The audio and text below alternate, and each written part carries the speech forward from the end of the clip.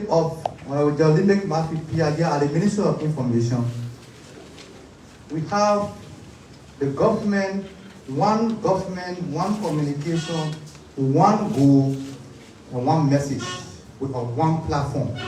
And this is the platform. I'd like now to invite the official spokesperson of this government, Honorable Limit Mafia. He will officially introduce to you our guest and make his introductory comment on the national platform, Mr. Pia.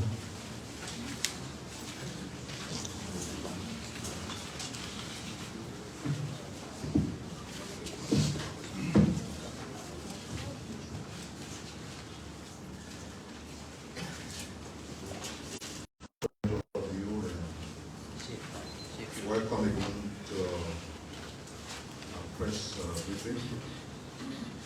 Something that we've been doing very regularly and that we are committed to keep doing. We owe it to the people to have them informed. They have a right to information, and it is our responsibility to keep doing so. We've been making sure to bring the different actors in government here so that you hear from them directly rather than continuously being the ones relaying to you what the issues are in the different entities. And so, in that background, we are glad to have the Liberia Agency for Community Empowerment LACE Executive Director is here. And the EPA, I have been very impressed with the way EPA reaches out. I'm sure it's out of the full of time, but everybody is here. And the EPA, under his leadership, has been a different entity, very proactive, working, and you can see the fruit of their work. And so it's a good thing that he keeps engaging the media, because that's the only way the media will know what he's supposed to do. But before you hear from them, we got a few things to say. On Tuesday, we were here, and we questioned the fact that the former official of government who was being called for questioning by the LACC ran to the Supreme Court and said, I need a prohibition. I should not be questioned. I should not be investigated. And of course, we said at our press conference that in our opinion, that was a kind of admission of guilt. Because what anyone whose reputation is on the line will appreciate is to have an investigation that will establish their innocence or their guilt. But when you run and say, no, Supreme Court, please stop these people from questioning me, it sends a wrong message. We, as a government, saw that as an attempt by corruption to fight back. But in just a couple of hours, we saw a reversal, which means the actor was in agreement with our concern. Because there's no way you come and claim that you should have immunity because, quote unquote, your actions were presidentially instructed. So as a government, we are glad to now see that the former minister is withdrawing his petition for prohibition and is committed to cooperate with the LACC in whatever the investigation there is that is ongoing. But it will also interest you to note that even as the former minister was seeking to withdraw his petition, the other group that has already been charged, that include former Minister Tue and others, have also gone to the Supreme Court and said, what a prohibition. Because yeah, it's true, we spent 6.5 million on very questionable circumstances. And they say, but it was for special security operations towards the election time. There are security entities, NSA, the police, etc., etc. These entities do have budgetary allotments. And your expenditure with regard to security got to be consistent with what is budgeted for them. When you strangely take away 6.5 million in very questionable ways, the only way to establish what has gone wrong is an investigation. The LACC has investigated and determined that wrongs were done. And the individuals were charged. They are now out on bail. And strangely they don't come back and say, Supreme Court, please stop the furtherance of this matter. Because the money we spend in such an uncontrolled way was spent for special security operation to keep the country safe. We cannot use that benchmark in the running of the state. Because then the next government that comes in can even spend 300 million and say, well, for special security operation because the country has to be safe. And if there's any law that protects these people, and say, yes, that's true, you can't do anything to them because they spend the money, even though questionable for security operation, then Liberia will be on a very long journey that will not take our country anywhere. So we just wanted to say as a government, it's good that the former minister now said he will cooperate. All these anti-corruption interventions that we are making, they got no political implications. I've said it consistently. The different anti-graft institutions are doing their work independently. And what we've done is to exercise maximum political will as a government, to give them the space to operate, give them the support they need. So that we graduate from the past where we saw auditors and people who were trying to ensure accountability were dying under questionable circumstances. And we urge everyone to just cooperate, especially if there are questions surrounding you and you're convinced about your innocence, then allow the necessary processes to take place. The government takes note of the conclusion of the appeal process involving the murder case of Gloria Scott and others. The Supreme Court is the final arbiter of justice in our country. The law says so. So when people believe that they are being unfairly treated at a lower level, the law provides that they can take appeal. They took their appeal. We all witnessed it. The Supreme Court says they are innocent. And they are free people. As a government, we believe that the rule of law works. And if we allow the court system to operate very independently and act on the basis of the law, we can only but welcome their judgment, their decision, and their ruling. And in this case, we do. But there are other questions that will come in. We do not need to forget that the primary responsibility of a government is to protect lives and property. A Liberian citizen, a young woman, got brutally killed. Some people were accused. The court now says you falsely accused them. It will still be of interest. Now that the people who were accused by the court's ruling were lied upon, as a government, we'll still be interested in knowing who the killers are. And there's a likely prospect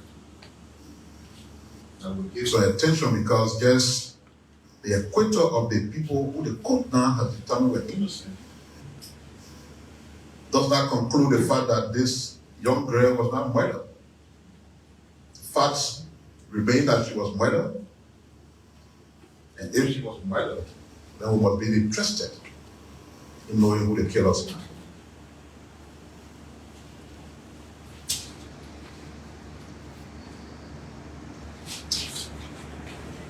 There has been an issue concerning the central bank, and it tells you where exactly Liberia is. There are people who thrive on misinformation and always try to read meaning into things that they are not even knowledgeable about. We know that this Ghanaian MP raised an alarm about some 20 million being present in their system.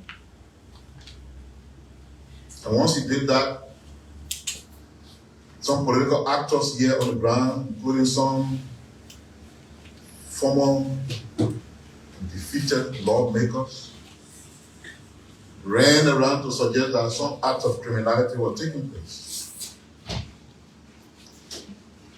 Of course, you've seen the release from the Ghanaian side, and you've seen the other one from the Liberian side.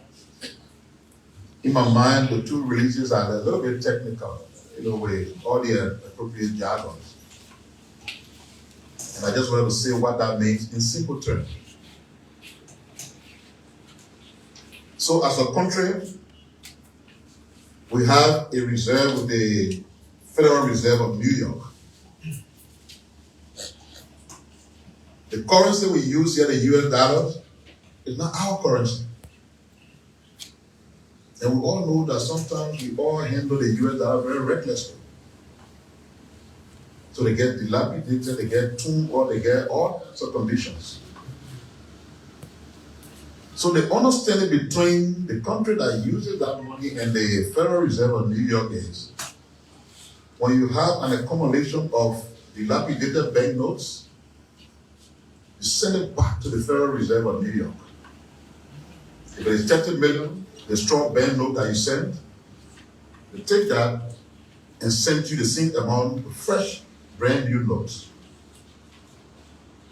The mode of transportation is such that when the money is being sent from the Federal Reserve of New York, it goes to London. From London to Accra, from Accra to Monrovia. It's not the printing of new banknotes that will require legislative approval. It is the replacement of dilapidated banknote that is under this understanding. The company that is normally responsible for that is called TravelX Currency, and they ensure that the money, the straw ones, are sent to the Federal Reserve of New York, and that the good ones are also brought in. It is one of such transactions which has been going on record ages, which is legitimate, no act of criminality. That somebody falsely blew alarm on politicians in their usual political stuff were ready to do propaganda, to lie, and to suggest that somebody was stealing 20 million. But that's a simple understanding of it. We have this agreement with the Federal Reserve of New York on the banknote that is not our own official currency, but we are using legally. When they get destroyed, the quantity that is destroyed is sent back to the Federal Reserve of New York. They send out good notes from New York to London, from London to Accra, from Accra to Monrovia. That was the transaction. Very legitimate, no criminality, normal and usual that are going on for rack of ages. Another issue for the central bank that we also need to clear is the contractors and consultants whose duties are over. And again, in the usual way, it's very politicized to suggest that will happen.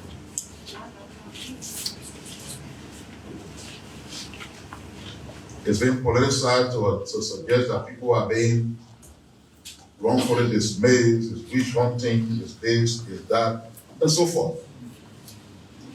The central bank was involved in this program called currency reform process. During that process, they brought in contractors and consultants. It's a long-standing situation at the central bank. Normally they bring them for 3 months, and then they renew for another 3 months, and so forth. They are not employees, they are contractors. And normally when they bring them there, where they work is in a place they call the bulk room. The bulk room is where you have all the money that coming from the different commercial banks. There are people who are in that bulk room who will check those monies and put them in the different denominations, the 100 out of the 20. That's their work. Many people today who are part of the workforce of the central bank who manage to have an employee, most of them pass through that. But they are basically contractual.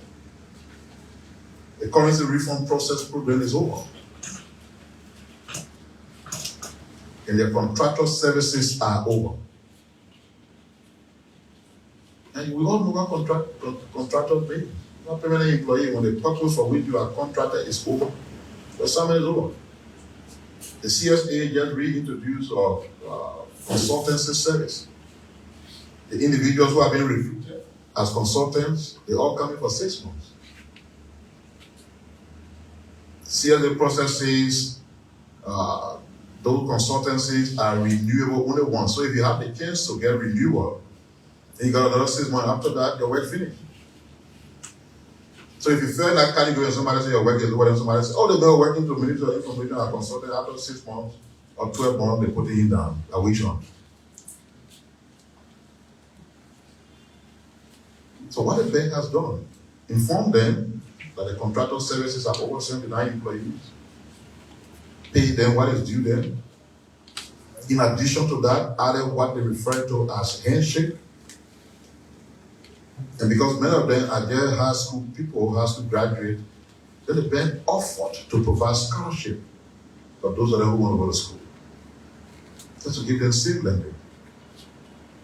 You can be hunting somebody politically according to what some people think and you're sending them to school, paying them their legitimate earnings.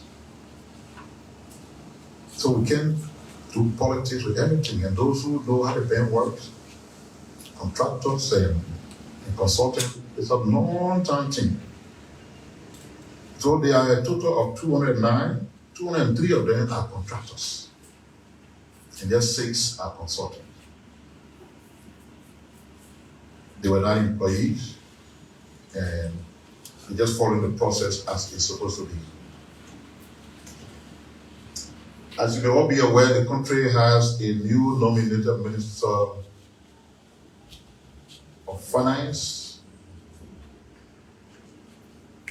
He's a familiar individual moving into a familiar territory. He's been Minister of Finance before. He was Minister of Foreign Affairs. He was one-time budget director. At the time, we still had the Budget Bureau. He's a fiscal manager, a development cooperation executive, a banker, a diplomat, with extensive public sector management experience, public policy formulation, implementation, and oversight.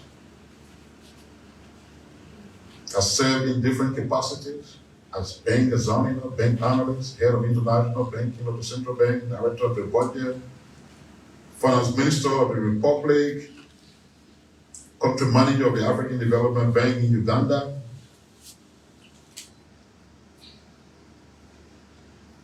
He has extensive experience in working with national, international, non-governmental stakeholders in formulating policies, as well as developing and managing programs and framework for poverty reduction and sustainable development. He successfully oversaw the African Development Bank portfolio in Uganda, comprising of 20 public sector projects and 4 private sector projects with a combined portfolio size of 2.2 billion. It grew the African Development Bank portfolio in Uganda by nearly 600 million during the nearly 4-year duty or tour of duty. It diplomatically represented the interests of the bank with government officials, development partners, executives, executing agencies, and other stakeholders in Uganda. It served as one of the leading members of the local development partner group of Uganda. And the individual we're talking about is Augustine Behe Ngafwan, who has been named by President Waka as the new Minister of Finance and Development Planning. We will make available on our website and on our pages the resume of the Minister Designate so that you understand the depth of his qualification. He has a Master in Business Administration and is in Finance and Accounting. The William E. Seymour School of Business, University of Rochester in New York, USA. Of course, he got a Bachelor in Business Administration, Accounting, and Economics, summa cum laude from the University of Liberia. He holds a number of different professional certificates, including from the Harvard Kennedy School in the US, from the University of Sacramento in the US. And so he comes to the job as a square peg in a square hole. And we want to welcome Mr. Ngafwan back to a territory that is familiar, trusting that he will do great, he will do well, and he will drive the economic front as we'll be initiating and executing the new arrest agenda for inclusive development. President Waka will lead the key government delegation to Indonesia and China. He was expected to leave this morning. He has some flight challenges. So efforts are being made. He could leave this evening. He could leave tomorrow morning, depending on what works. But it's important to let you know that he's off to those 2 countries. In China, he will attend the focal meeting, which will bring together almost all the African leaders on the continent. All 54 of them, on the information we received, will all be there. In Indonesia, we will participate in the 2nd Indonesia-Africa Forum that will be taking place in Bali. Going to Indonesia, you'll be joined by the Minister of Foreign Affairs, the Minister of State, the Minister of Health, the Minister of Agriculture, Minister of State for Portfolio, the National Investment Commission's head, the Sano Country Senator Augustine Chie, and Grand Crew Representative Nathaniel Bauer. And they will lead there between the 1st and the 3rd. And then the President will proceed to China to attend the FOCAS Summit. The FOCAS Summit is the Forum for China-Africa Cooperation. And it will be held in Beijing from the 4th to the 6th. Additional officials will join the President there, including a select group of people from the initial delegation.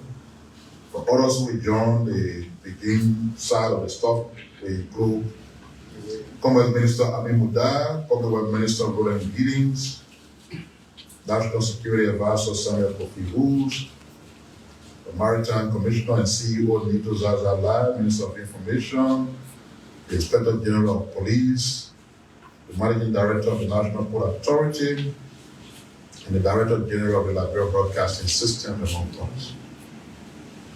While the President will be away, the Minister of Justice and Attorney General of the Republic will chair the Cabinet in close consultation with the President. Thank you for giving me your attention as I now invite Dr. Ure told me he got so much to say, and so his plate is loaded. So because of that, I want you to ask me what's on the list. Would you just sit? Yeah, but just come. Because the way it works, when you finish with your presentation, you take your seat.